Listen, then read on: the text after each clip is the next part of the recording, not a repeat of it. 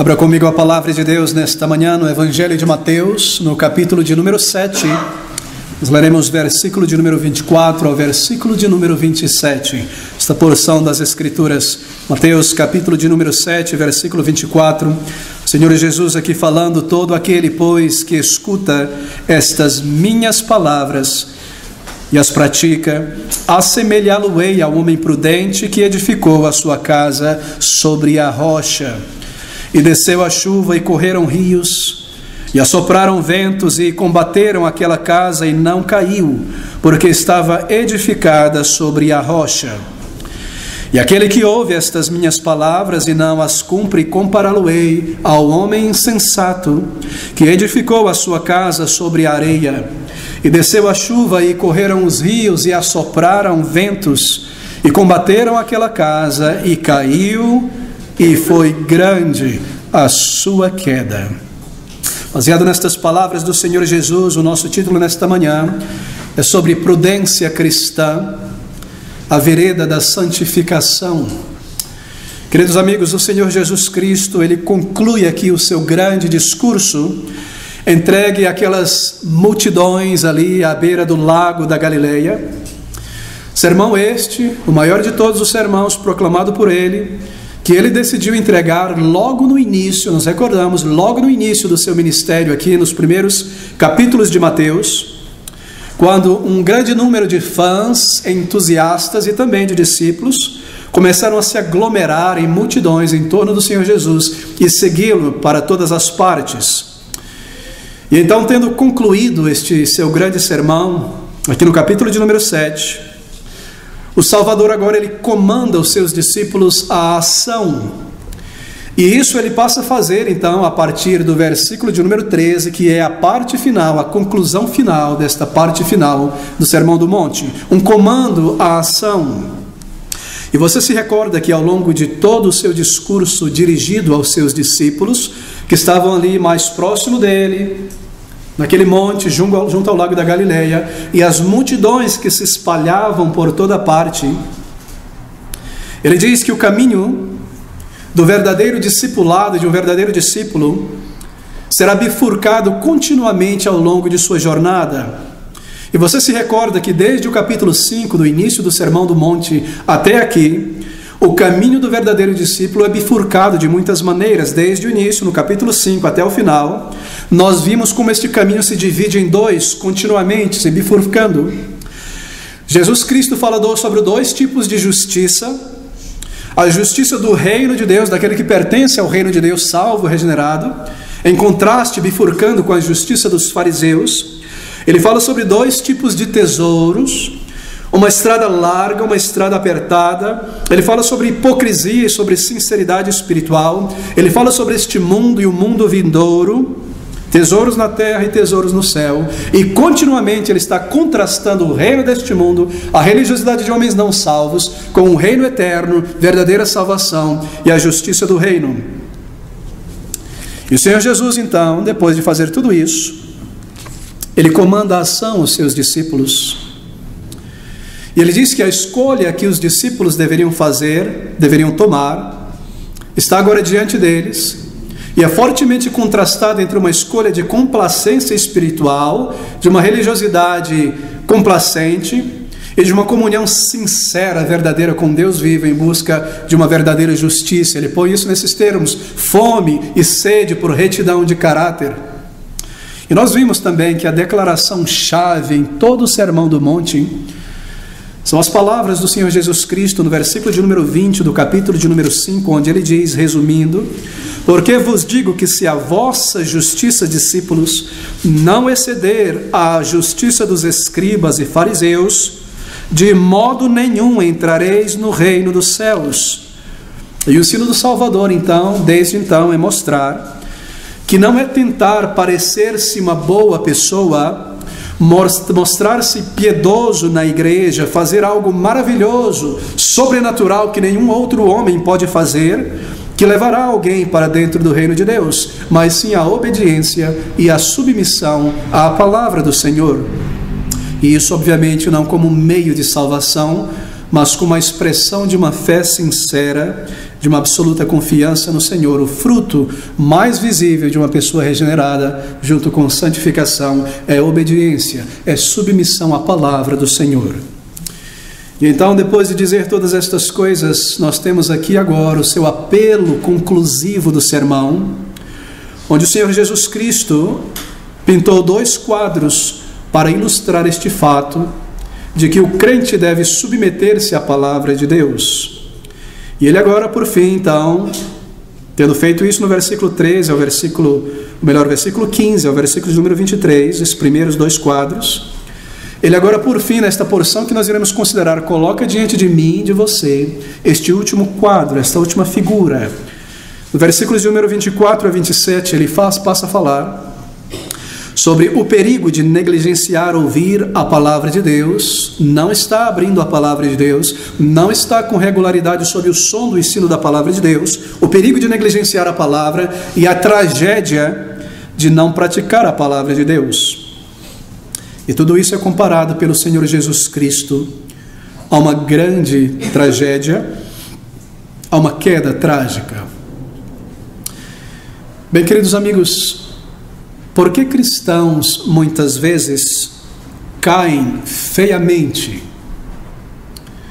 Porque pessoas que pareciam humildes e mansas explodem carnalmente de repente? Porque crentes que sorriam entre o povo de Deus e pareciam sinceras se tornam pessoas rebeldes contra toda a disciplina e se afastam?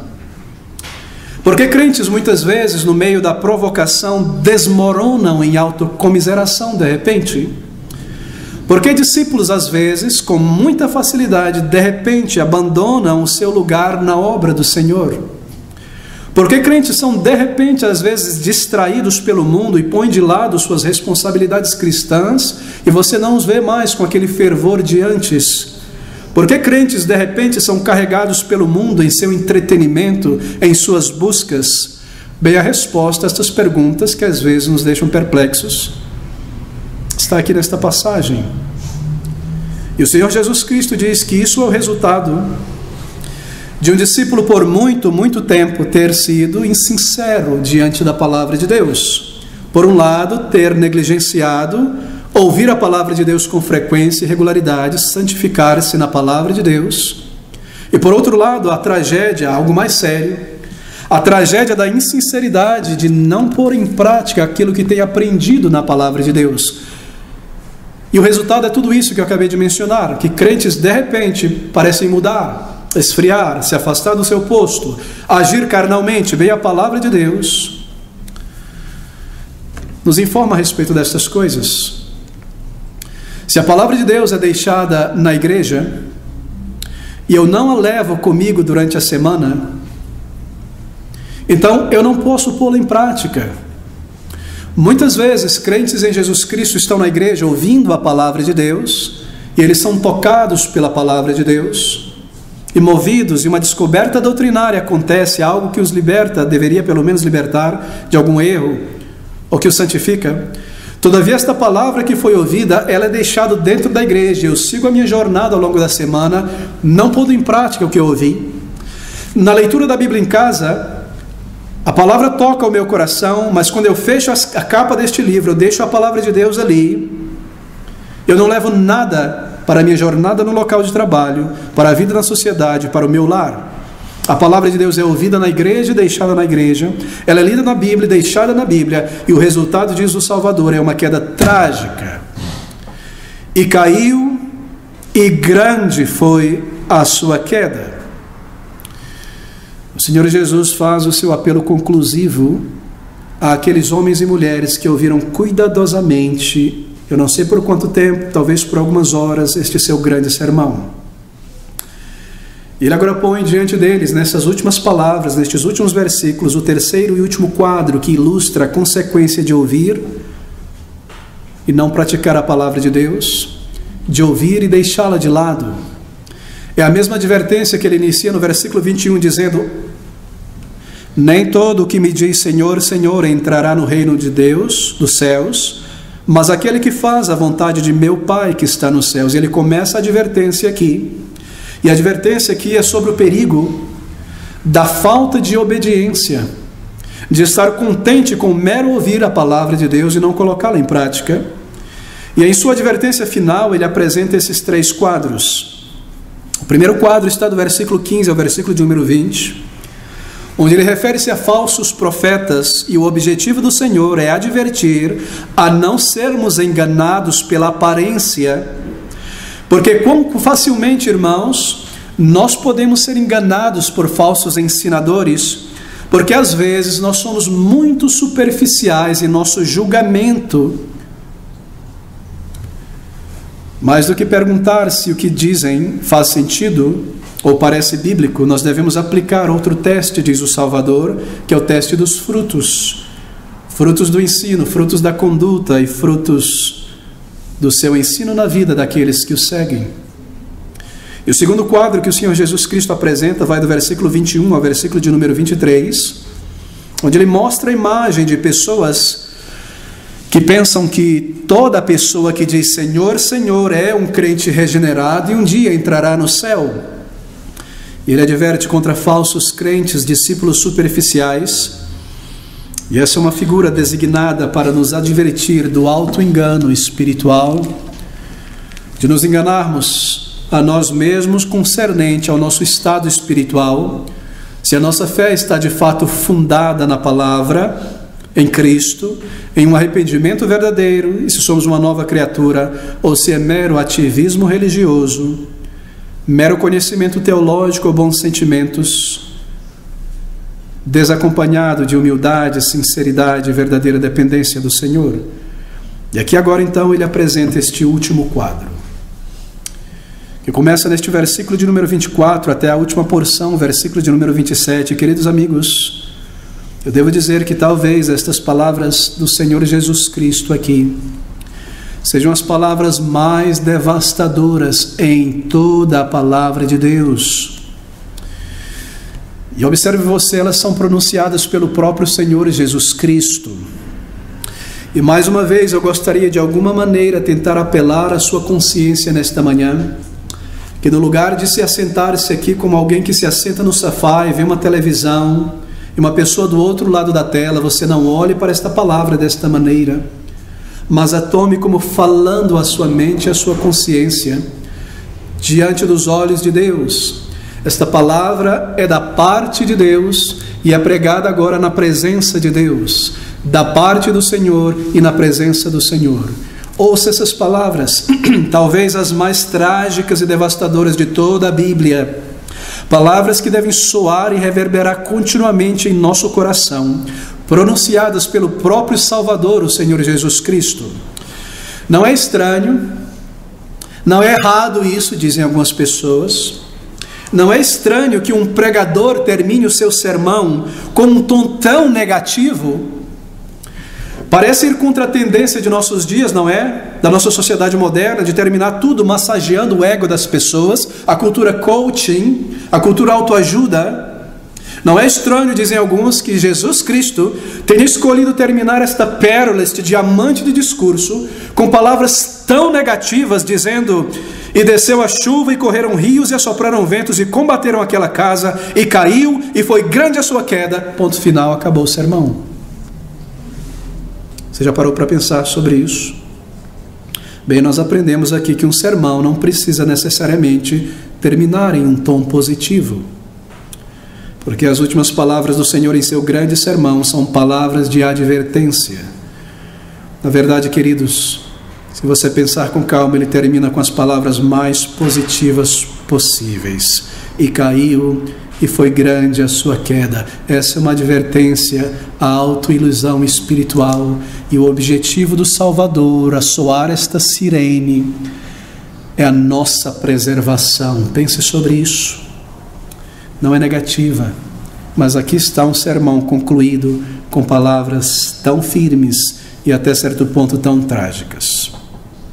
Bem, ele se inicia então esta terceira e final parte do quadro com uma advertência. Ele diz no versículo de número 24: todo aquele, pois, que escuta estas minhas palavras do Sermão do Monte e tudo o que ele revelou através dos seus discípulos é claro em toda a palavra de Deus, e as pratica, assemelhá-lo-ei, é assim que eu assemelhá-lo-ei, a um homem prudente que edificou a sua casa sobre a rocha. Bem, eu devo dizer de início que sua ênfase nesta ilustração final, mais uma vez, é contra o perigo de buscar e desejar somente os benefícios e as bênçãos espirituais do reino de Deus, da salvação, e descansar nisso numa suposição de ser salvo, porém sem fruto. O Senhor está falando aqui com pessoas que afirmam serem cristãs, discípulos, seguidores. Não é dirigido essas palavras a pessoas que não têm interesse na fé cristã. Nós temos visto ao longo desses estudos que para o mundano, que para a pessoa que vira as costas para o Salvador e a sua palavra, não há nada de proveitoso nestas palavras do Sermão do Monte. As pessoas que estão ouvindo aqui são pessoas que gostam de ouvir o Senhor Jesus Cristo, pessoas que diziam segui-lo. E essas palavras são dirigidas, então, marque isso, a pessoas que estão na igreja, que professam serem discípulos de Jesus, que estão buscando os benefícios e as bênçãos da salvação. E o seu objetivo é o mesmo, mais uma vez, mostrar a diferença entre o falso e o verdadeiro cristão, do homem que é de fato nascido de Deus, do homem que é meramente um crente cultural, um religioso. E o Senhor Jesus Cristo, talvez você possa pensar nesta figura, tendo falado com autoridade que nenhum outro homem teve, jamais terá, palavras que ninguém jamais pôde pronunciar. E nós lemos no final do versículo 28 que aquela multidão estava perplexa, admirada, estonteada de ouvir o Senhor Jesus. E ao concluir este sermão, provavelmente eles estavam em um profundo silêncio, que você só conseguiria ouvir os passarinhos talvez voando sobre o lago da Galileia, e aquela multidão calada em silêncio, pensando em si mesmo sobre as consequências deste sermão. E ao concluir estas palavras e pintar esta última figura de advertência, uma das parábolas mais curtas, mais poderosas da palavra de Deus, ele inicia dizendo, e aqui está diante de nós: todo aquele, pois, que escuta estas minhas palavras e as pratica, observe agora, compará-lo-ei, assemelhá-lo-ei ao homem prudente. Ele não diz um homem prudente, mas ao homem prudente. É muito interessante observar a escolha dos termos que o Senhor Jesus Cristo faz. Ele é o mestre enviado por Deus, e as suas palavras são cheias de sentido e significado. Você já se perguntou por que a figura que ele escolheu desenhar aqui é de um homem, uma mulher prudente? Compará-lo-ei ao homem prudente. Por que não a um homem sábio? Por que não a um homem entendido? Compará-lo-ei a um homem de bom julgamento ou sábio? Por que não a um homem sensato? Todo aquele, pois, que escuta estas minhas palavras, assemelhá-lo-ei ao homem sábio, ao homem sensato. Não, ele escolhe a palavra, o homem prudente. E a palavra prudente, ou prudência, traduzida do original grego, você se recorda que o Novo Testamento foi escrito na língua grega, embora os discípulos e o Senhor conversavam em aramaico e também em hebraico. A palavra grega, traduzida como prudência, significa sensibilidade, ou exatamente isso, prudência. Agora, os gregos, em sua língua, que aqui é adotado, um grego mais simples no Novo Testamento, eles tinham 3 grandes palavras que descreviam 3 grandes qualidades da mente de uma pessoa, de um homem ou mulher. Se um homem ou uma mulher possuísse essas 3 grandes qualidades, esta pessoa possuiria uma mente equipada. No Novo Testamento, essas 3 grandes palavras são utilizadas com frequência, e com grande frequência são referências dos apóstolos à pessoa do Senhor Jesus Cristo. E eles usam, os gregos, essas 3 palavras, e aqui está no Novo Testamento, para descrever as qualidades de uma mente equipada. E são as palavras sabedoria, prudência e bom julgamento.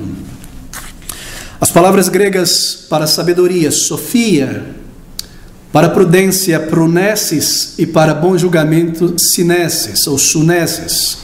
A pessoa que possuísse sofia, prunesis e sunesis, sabedoria, prudência e bom julgamento, e cultivasse estas coisas e as desenvolvesse, seria uma pessoa equipada, um verdadeiro cidadão naquela sociedade grega, um homem capaz em sua mente racional. Bem, a palavra sofia, sabedoria, traduzida como sabedoria corretamente. Sofia o que é, sabedoria o que é o maior alcance possível da mente humana. É a capacidade da mente de compreender princípios que estão envolvidos nas coisas, ir através das coisas e situações e ver os princípios que estão gerindo essas situações. Este ensina estas coisas. Sabedoria é a capacidade de compreender as razões e os propósitos morais últimos das coisas, de ver a floresta como um todo, em vez de cada árvore em particular. Isto é sabedoria. A palavra prudência ou prunesis tem um significado um pouco diferente de sabedoria, e a diferença entre sofia e prunesis, ou sabedoria e prudência, é que enquanto sabedoria ou sofia é algo mais teórico, tem a ver com a compreensão de princípios, prunesis ou prudência é prática. Sabedoria é um conhecimento vital, mas é uma compreensão teórica, abstrata e subjetiva. Já prudência é a sabedoria aplicada. Enquanto sofia ou sabedoria tem a ver com a mente, o pensamento do homem, prudência tem a ver com a sua vida, com a sua conduta sábia. Prudência é a sabedoria agindo em relação às coisas. E a terceira qualidade de uma mente equipada, a palavra que aparece muitas vezes no Novo Testamento, é a palavra sunesis, que significa, pode ser traduzido como bom julgamento. Na verdade, a palavra literalmente significa reunir, sunesis, reunir, atar, mas esta é a ideia. É a faculdade ou a capacidade de reunir as coisas e tirar conclusão. Uma boa crítica, isto é, sunesis é um bom julgamento. A capacidade de distinguir entre vários modos de ação, escolher a melhor maneira de agir. Sabedoria informando, bom julgamento, e prudência tomando a ação correta. Sunesis é um bom julgamento. Compreender a melhor maneira, a ação mais correta a ser tomada em uma situação, é a capacidade de avaliar, de distinguir, de fazer um bom julgamento para uma ação, uma decisão correta. Eu não quero lhe entediar com essas palavras, mas para os gregos, um homem e uma mulher mentalmente bem equipada é uma pessoa que possui essas três qualidades. E aqui, queridos amigos, o Senhor Jesus Cristo escolhe uma destas palavras, que é a palavra prudência, não por causa dos gregos e de sua filosofia, mas por causa da aplicação do seu sermão. Essa palavra descreve prudência, a atitude correta e esperada de um verdadeiro discípulo. Ele deve ser prudente. Todo aquele, pois, que escuta estas minhas palavras e as pratica, assemelhá-lo-ei ao homem prudente, aquele homem equipado em sua mente. Um homem prudente. O homem prudente, ele não diz compará-lo-ei a um homem sábio ou a um homem de bom julgamento, porque, amigos, para ouvir a palavra de Deus, o Sermão do Monte, o ensino das Escrituras, não é uma questão apenas de ouvir e entender a profundidade e adquirir conhecimento apenas, sofia, sabedoria. Nem é uma questão de ouvir e julgar corretamente que este homem que está falando não é meramente um homem, mas é o Deus encarnado, e ter esta conclusão correta de que este livro é um livro divino, sunesis. Mas ouvir a palavra de Deus, as Escrituras, deve levar o homem, o ouvinte, à prudência. A prudência. A pô-la em prática, a obedecê-la, a submeter-se a ela, para que não sofra as consequências negativas de desprezar a palavra de Deus, e positivamente, para que a sua vida seja estabelecida na vontade de Deus, uma vida cujos frutos duram para sempre. É por isso que ele diz: aquele que ouve estas minhas palavras, não compará-lo-ei a um homem sábio, um filósofo, a um homem de bom julgamento, que apenas entende na mente as coisas, mas alguém que ouve, que entende e que a põe em prática. Assemelhá-lo-ei ao homem, à mulher prudente. É por isso que o Senhor compara a pessoa que ouve a palavra de Deus em uma ilustração que apresenta um homem prudente e também um homem imprudente. Um que põe em prática o que ouviu e entendeu, e outro que ficou apenas no ouvir e compreender, mas não se submeteu. Aquele discípulo que sai da igreja e deixa a palavra na igreja e volta a viver a sua vida como viveu na semana anterior, no mês anterior, no ano anterior. Aquele discípulo que lê a Bíblia, que é tocado por ela, e fecha a Bíblia e deixa a palavra lá, e vai viver a sua vida, sem submeter-se à palavra de Deus. Ele não é um homem prudente. Ela não é uma mulher prudente. E aqui nós estamos sendo ilustrados, se este é o nosso caso, ou ilustrados se nós somos ouvintes da palavra de Deus. Um que põe em prática o que ouviu e entendeu, outro que ficou apenas no ouvir e compreender, mas não se submeteu. Ambos os homens, nessa ilustração, tinham uma medida de sabedoria. Eles puderam ouvir, eles entenderam, não é? Aqui está dois homens que estão construindo a sua casa. Obviamente a sua casa significa a sua vida. Eles estão construindo a sua vida ao longo deste mundo. Eles tinham uma medida de sabedoria, o prudente e o imprudente. Ambos entenderam que a vida precisa ser construída. Eu preciso prover para a vida. Eu preciso adquirir uma cosmovisão correta. Eu preciso fazer por onde? Há uma medida de sabedoria em todo ser humano, inata ali. Não sabedoria espiritual, talvez. E há também em cada um destes homens um bom julgamento. E eles pensaram, bem, se eu vou construir uma casa, esta casa precisa ser uma casa onde eu possa morar. E precisa ser uma casa boa, e precisa ser uma casa sólida. E eu devo fazer por onde? Porque haverá intempéries e dificuldades, e é melhor que eu estude, eu treine, eu faça bons relacionamentos e bons contatos. Ambos tinham uma medida de sabedoria em compreender um pouco sobre a vida, ambos tinham um bom julgamento até certo ponto em compreender, mas somente um deles exercitou a prudência. Somente um deles pensou com seriedade sobre essas intempéries e a maneira correta de conduzir a sua vida. Somente um pôs em prática o conhecimento e o bom julgamento. Um ouviu, adquiriu conhecimento que não tinha, ficou admirado do pregador, estonteado, como diz o versículo 28, e não aplicou o que ouviu, não buscou de Deus graça para viver, não moldou a sua vida de acordo com a lei de Deus, não fez suas escolhas à luz destas verdades, tomou suas decisões grandes na vida sem considerar a vontade e a palavra do Senhor, seguiu construindo sua vida sob especulações, intuições, prognósticos humanos. Isso vai dar certo, eu sou capaz, pode ser, e se acontecer uma coincidência, e o resultado, nos diz o Salvador, foi trágico, uma grande queda. Amigos, a palavra de Deus não foi comunicada para ser ouvida, admirada, aplaudida e deixada de lado. O homem prudente não é um homem ou uma mulher que ouve estas palavras e a compreende, nem mesmo uma pessoa que ouve estas palavras e crê no Filho de Deus. A questão aqui era se eles iriam obedecer e submeter-se à palavra de Deus, se eles haveriam de entrar por esta porta estreita e seguir por este caminho apertado. No versículo 24 ele diz, nem todo que me diz Senhor, Senhor entrará no reino dos céus, mas aquele que faz a vontade de meu Pai que está nos céus.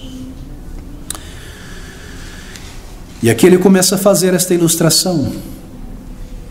Todo, pois, que escuta estas minhas palavras e as pratica, assemelhá-lo-ei ao homem prudente, que edificou a sua casa sobre a rocha. Bem, a casa aqui naturalmente é a vida de uma pessoa. A rocha são as palavras do Senhor Jesus Cristo, seu ensino aqui neste glorioso sermão. É isso que está implícito, está claro, explícito aqui. Todo aquele, pois, que escuta estas minhas palavras, é um homem que constrói a sua casa sobre a rocha, e a rocha é Jesus, a sua doutrina inabalável, eterna, uma pedra preciosa, dada por Deus a este mundo. Ele é a rocha, a sua palavra é a rocha. Construir a minha vida é construir a minha vida sobre os preceitos, os princípios, os comandos do Senhor Jesus Cristo. E tudo que ele ensinou, seu ensino é uma doutrina firme, inabalável. A vida cristã, queridos amigos, não é apenas um título. A vida cristã é um exercício. Santificação não é algo estático, algo místico, como muitos parecem crer, que acontece sem o crente perceber que de alguma maneira Deus põe a mão sobre a cabeça do seu filho e ele é santificado misticamente. Oh, não, esse não é o ensino da palavra de Deus. Santificação é um exercício que envolve primeiro aprender as verdades que eu não conhecia antes E então aqui está o elemento nevrálgico: pô-las em prática, exercitá-las em dependência de Deus. Santificação é um exercício de obediência ao Senhor e à palavra de Deus, submissão à vontade do Senhor. Você conhece a vontade de Deus, você descobre a sabedoria de Deus, você pondera as implicações, as bênçãos, a consequência, o julgamento, e então você ora ao Senhor por graça para viver, e você se levanta dali para praticar a palavra de Deus. Isso se chama prudência. E o resultado é uma vida sólida, uma vida firmada, enraizada na palavra de Deus, uma vida de maturidade, segurança e comunhão com Deus. Bem, a vida de um crente não é uma jornada tranquila. Isso está ilustrado aqui. É uma casa que é assolada por ventos. Ela não é uma vida, a vida de um crente isenta de provações. O Senhor ilustra isso da seguinte maneira, versículo 25: e sobre esta vida, sobre esta casa desceu a chuva, e correram os rios, e assopraram ventos, e combateram aquela casa, e não caiu, porque estava edificada sobre a rocha. A vida cristã verdadeira é uma de resistência, é uma de perseverança. Sempre virão provações. Provações que provam, que experimentam, que testam a solidez desta casa da vida cristã. E assim a vida, provas e testes da nossa fé virão com grande frequência.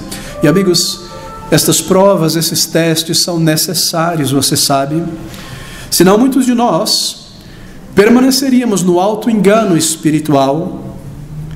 É necessário este teste para revelar a nós mesmos e às pessoas que estão em nossa volta se a nossa vida está enraizada na palavra de Deus, firmada em submissão a Ele, se a palavra domina e controla o nosso caráter, ou se nossa vida cristã é um castelo de cartas e de máscaras, e o teste revelará isso logo, logo, diante dos olhos de todo mundo. Testes virão. Será que nós permaneceremos de pé em obediência ao Senhor, ao sermos solapados por estes ventos, em submissão a Ele sempre? Será que nós permaneceremos em dependência do Senhor, com o velho homem mortificado, ou daremos vazão à velha natureza carnal quando este vento vier, quando esta dificuldade vier? Acaso nós permaneceremos firmes na fé em nosso posto, junto com o povo de Deus, servindo ao Senhor, ou abandonaremos a nossa firmeza junto com o povo de Deus? Manteremos os nossos votos feitos ao Senhor, ou negaremos o que nós votamos? Se nós um dia entramos por esta porta estreita e tomamos a nossa cruz para seguir o Salvador, e negamos a nós mesmos, e experimentamos a instrumentalidade, o sorriso do Senhor e a bênção, então a nossa casa resistirá, porque a nossa fundação, ela não está somente no conhecimento de Cristo Jesus, mas na obediência ao Senhor Jesus. Obediência é o ponto central, não apenas conhecimento. Você percebe a dificuldade de muitos que acumulam grande conhecimento, e isso é importante, mas que não têm obediência ao Senhor.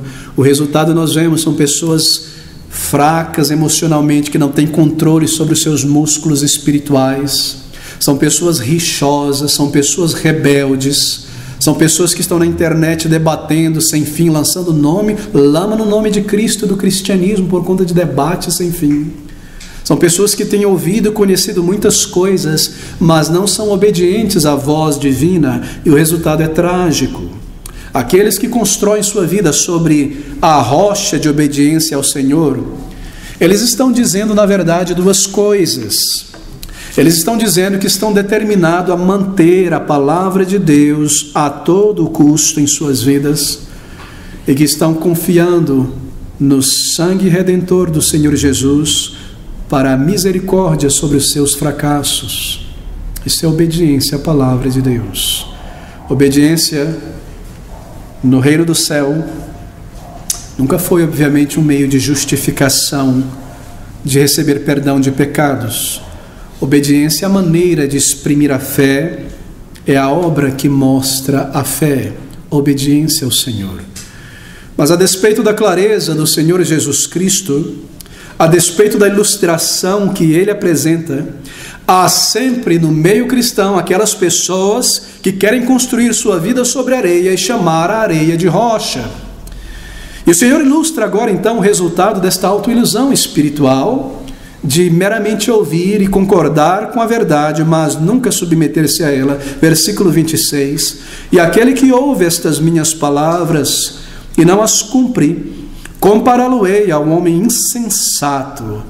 Eu poderia descrever agora este homem insensato, é uma palavra no grego também, levaria muito tempo, mas se você puder marcar isso, é uma palavra que tem a ideia de alguém moroso no entendimento, ao contrário de prudente. Compará-lo-ei ao homem moroso, insensato, que edificou a sua casa sobre a areia. São pessoas que estão em busca de soluções rápidas e fáceis para os seus problemas espirituais, um caminho fácil para a vida de fé e justiça. São estas pessoas que estão continuamente pulando de uma igreja para outra igreja em busca de uma mensagem mais popular, mais aceitável, uma igreja que apare as arestas da exigência de Deus, que deixa essas coisas de fora, uma igreja que põe no lugar remédios psicológicos, oratória, filosofia humana, música e entretenimento reformado, entretenimento cristão, que não machuquem as suas sensibilidades, neles constrange uma vida consagrada e de obediência ao Senhor. São pessoas assim, que estão construindo sua vida sobre a areia da desobediência ao Senhor. Estão em lugares o tempo todo, pulando de um para outro, lugares de, em vez de fazer um chamado penetrante ao coração renascido do crente, há ali intermináveis discursos e conversações sobre atitudes morais positivas, amor próprio, autoaceitação, redimir a cultura, meus problemas existenciais. E o apóstolo Paulo, em vez de alcançar os perdidos, humilhar-se debaixo do poder da mão do Senhor, tomar a sua cruz e segui-lo, e assim experimentar a intimidade de Deus, o sorriso do Senhor e a sua bênção. São homens e mulheres cristãos que estão construindo a sua vida sobre a areia da desobediência à palavra de Deus. Eles fogem de igrejas porque são confrontados muitas vezes com obediência ao Senhor e não querem estar sobre a obediência à palavra de Deus. Versículo 26, ele constrói esta figura. E ele diz então que assim como aconteceu com o crente, com o discípulo que constrói a sua vida sobre a rocha da obediência, também com esse discípulo superficial irá acontecer. Ele diz que desceu a chuva e correram os rios e assopraram ventos e combateram aquela casa. Oh, amigo, será que não está claro? Que muitas vezes o não crente na família, o amigo não salvo, por ser nécio, moroso na maneira de pensar, ele olha para a sua vida, para a vida de não crentes, de pessoas que desprezam o Senhor, e ele olha para a vida de um crente, ele diz: o que acontece com o crente acontece com o não crente. Ele tem perda, ele tem decepção, ele cai enfermo, ele morre, ele é enterrado na terra. Qual a diferença entre nós e um crente? Não há diferença nenhuma. E esta parábola mostra que essas dificuldades vêm sobre cada um, mas o que ele não parece perceber, e muitos não parecem perceber, é que o Senhor conhece os seus, e que o Senhor conhece a raiz de todo verdadeiro crente, uma rocha, uma casa firmada sobre uma rocha. A causa espiritual da queda aqui descrita pelo Salvador, declínio e queda espiritual, está dizendo o Salvador, resultam da negligência de pôr em prática a palavra de Deus. Se você deseja descobrir a razão por que pessoas caem, se afastam do Senhor, aqui está, pode escrever isso no diário e deixar guardado quando tiver dúvidas. O Senhor está dizendo que a causa da queda espiritual é aqui descrita como negligência de ouvir e praticar a palavra de Deus, o resultado de uma vida insincera. Porque muitos cristãos caem espiritualmente, esfriando na fé e deslizando para dentro do mundo, tornando-se novamente como um mundano, letárgicos espirituais, totalmente tomado pelas distrações da vida. O Senhor Jesus afirma que é uma negligência consciente em pôr em prática a palavra de Deus. Eu ouço, eu deixo ali dentro. Eu sou tocado e eu raciocínio e argumento com a consciência e deixo a palavra de Deus para fora. E isso acontecendo ao longo dos meses, dos anos, resultará em uma grande tragédia. Bem, nós devemos então perguntar neste momento: por que muitos cristãos, novamente, dão vazão à velha natureza com grande frequência? e permitem que aquilo que foi crucificado um dia volte a lhes controlar, e que aquelas coisas que foram mortificadas na conversão voltem a aparecer. O Salvador responde: eles não estão misturando com fé o que escutam continuamente da palavra de Deus, e assim não põem em prática, e o resultado é um grande declínio espiritual, e mesmo a sua queda vergonhosa. Já não estão mais andando com o povo de Deus, já não estão mais em seus postos, abandonaram a peregrinação, se encantaram com este mundo, voltaram a ser dominados por um temperamento e buscas carnais, e a língua e as ações duras e rebeldes e as decisões tomadas começam então a pôr para fora o resultado da negligência espiritual permitida por muito, muito tempo. Observe o Salvador, o nosso Mestre e Senhor, dizendo: compará-la-ei a um homem insensato. O homem insensato não põe em prática aquilo que ouve em dependência do Senhor. Em seu lar, este homem insensato, este cristão insensato, se ele é um marido, um chefe de família, ele não lê a palavra de Deus com seus filhos com regularidade e não os ensina. Ele não cria os seus filhos na disciplina e na admoestação do Senhor. Ele não ora, ele é insensato, ele não ora com a sua esposa regularmente, para que o cordão de 3 dobras, marido, mulher, espírito, fortaleça o laço do casamento. E então será gravemente testado este casamento um dia. Ele não cumpre o seu dever de conduzir o seu lar aos pés de Cristo e a submissão à vontade de Deus. Esse homem insensato, o marido insensato, ele negligencia a alma de seus filhos e de sua esposa. Ele está construindo a casa do seu lar sobre a areia movediça. E então os anos passarão, e nós vemos isso, e as crianças se tornarão adolescentes, e as dificuldades virão, e o relacionamento conjugal talvez experimentará ventos e tremores, e então será gravemente testado. Será que desejos de separação se levantarão no coração? Acaso os filhos se tornarão pessoas rebeldes, antagonistas contra uma fé que nunca viu em seu pai, em sua mãe? Esse marido insensato é um cristão nominal, negligente, espiritualmente parecido com uma fruta muito popular no Brasil. E sua mulher é o chefe da casa, e ele é negligente de seu dever e omisso na vida do lar. E o resultado desta insensatez espiritual é descrito no versículo de número 27. E desceu a chuva contra este lar e este casamento, e correram rios, e assopraram contra esta vida conjugal, e bateram aquela casa, e caiu, e foi grande a sua queda. Esse marido insensato é um cristão nominal. É um desastre familiar, divisões, dissabores, em alguns casos trágicos, por conta da longa negligência e a insinceridade na vida cristã, brigas, rixas sérias, separações, atritos vergonhosos. Este homem insincero, insensato, é descrito aqui como alguém que não põe em prática o que aprende, que não põe em prática o que ouve. Aquele que ouve estas minhas palavras e não cumpre, compará-lo-ei ao homem insensato que edificou a sua casa sobre areia. Se este homem insensato é uma mulher, uma esposa, que constrói a sua vida sobre a areia do esquecimento da palavra de Deus, sem misturar com fé o que ouve, sempre ouvindo, nunca praticando, embora seja uma mulher que aprenda na palavra de Deus o seu chamado de submissão no casamento, é uma esposa, porque é insensata, que toma as rédeas de conduzir o lar mais do que ajudar o seu esposo a fazê-lo.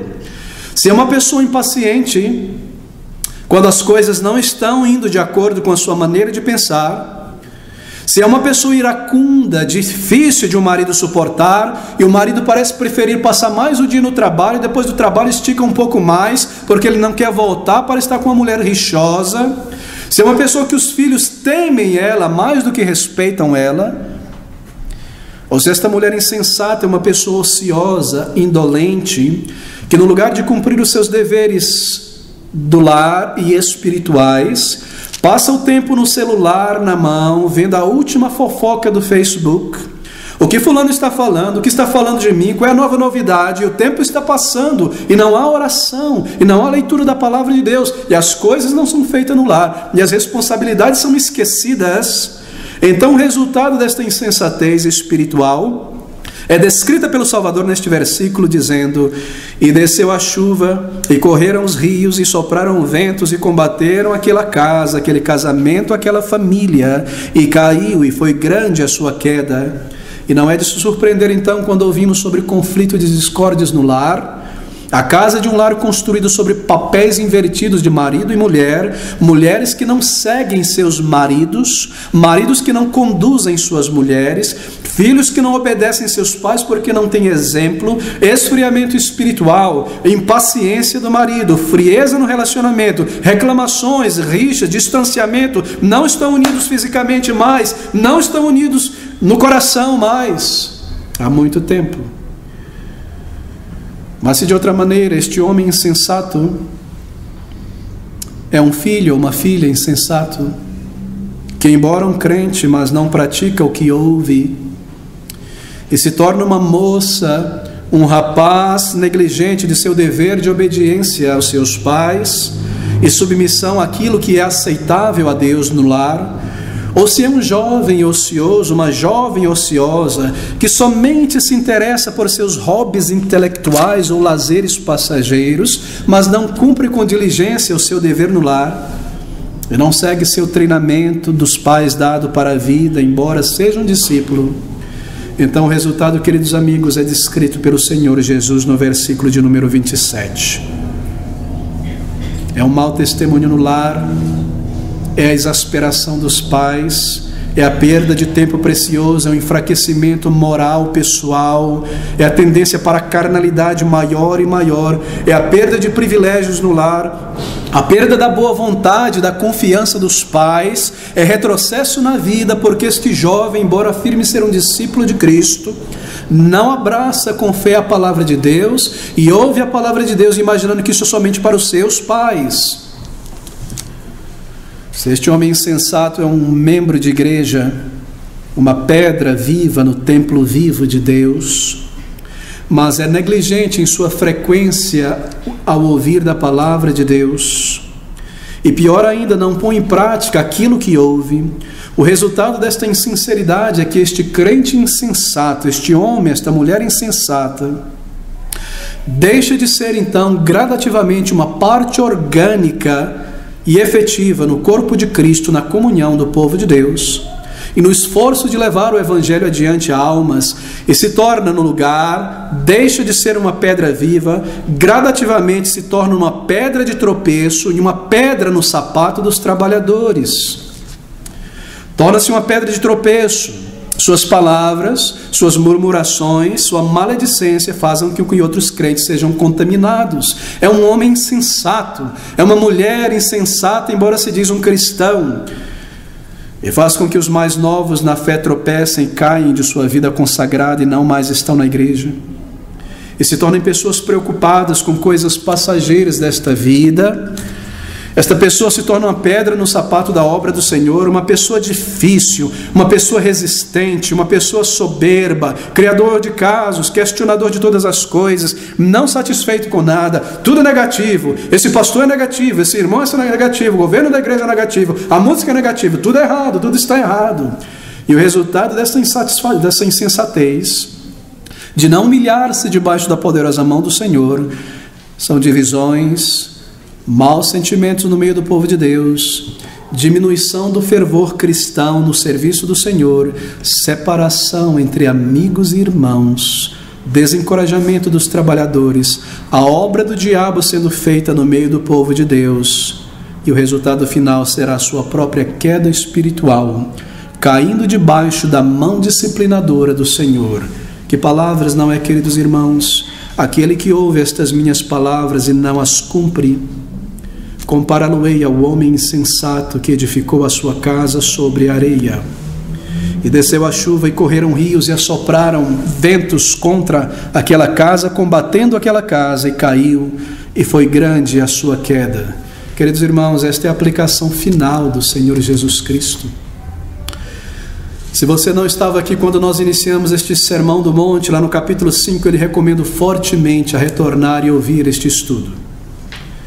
O Senhor apresenta aqui o verdadeiro caráter e as grandes bênçãos de um verdadeiro discípulo. São coisas profundas, são coisas maravilhosas, são coisas práticas nesse Sermão do Monte.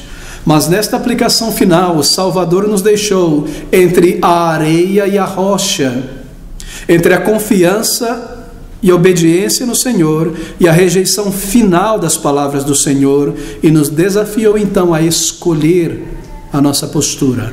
Mas entenda uma coisa: diante de Deus, você e eu, diante do Senhor, não conseguimos ficar em cima do muro. A nossa atitude já é uma escolha e uma decisão. Não há neutralidade no reino de Deus. Mateus, queridos amigos, ele não nos diz como os discípulos que estavam ali próximo responderam. Não nos é dito isso. Mas apenas que as multidões ficaram maravilhadas de sua doutrina. Mas o registro do Evangelho nos dirá mais à frente qual foi a resposta desses discípulos. Pouco antes de sua morte, o Salvador, ele reuniu seus discípulos, 12, também um outro número deles, e ele orou ao Pai no capítulo de número 17 de João. E ele então, em sua oração sacerdotal, intercessória pelos discípulos e pela igreja, ele menciona os seus apóstolos e os discípulos que permaneceram nele. E ele diz então em João capítulo 17, versículo de número 6, estas palavras que nos mostram que aqueles discípulos, um bom número deles, e os apóstolos que estavam ali no início, à beira do lago da Galileia, ouvindo este grande sermão, que foram tomados por um profundo silêncio em pensar sobre as consequências do que ouviram. O Senhor ora ao Pai e diz a ele: manifestei o teu nome aos homens que do mundo me deste. Eram teus e tu nos deste, e guardaram a tua palavra.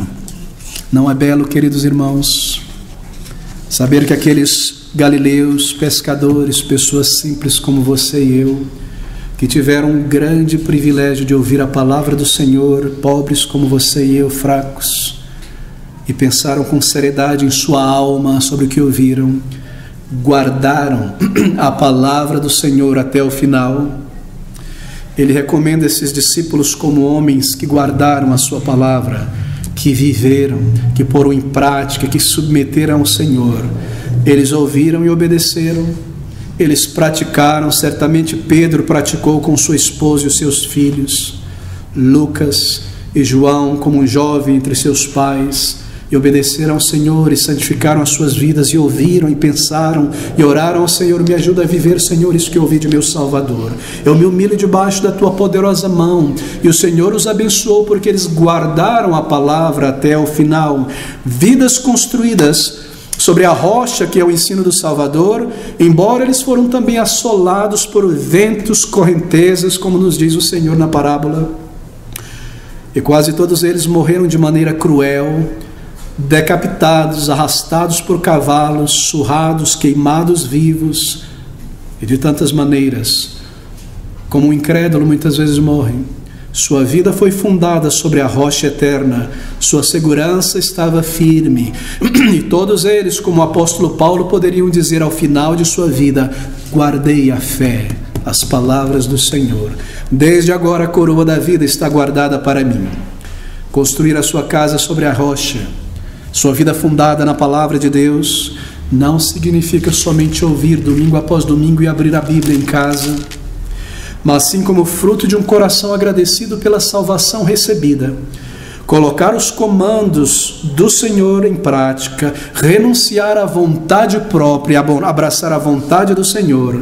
Pela graça de Deus, querido amigo, o crente prudente faz isso, e a sua obra permanecerá em pé, e o seu lar permanecerá em pé, e o seu testemunho permanecerá de pé.